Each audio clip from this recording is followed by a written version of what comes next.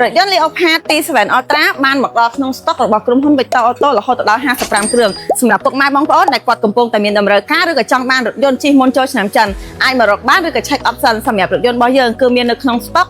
ជាមួយនឹងពណ៌ខ្មៅសម្រាប់ interior ខាងក្នុងវិញមានរហូតដល់2ពណ៌មានមកជាមួយនឹងពណ៌ទឹកក្រូចជាមួយនឹងពណ៌ទឹកប៊ិចបងប្អូនទាំងអស់គ្នាអាចមក check បាន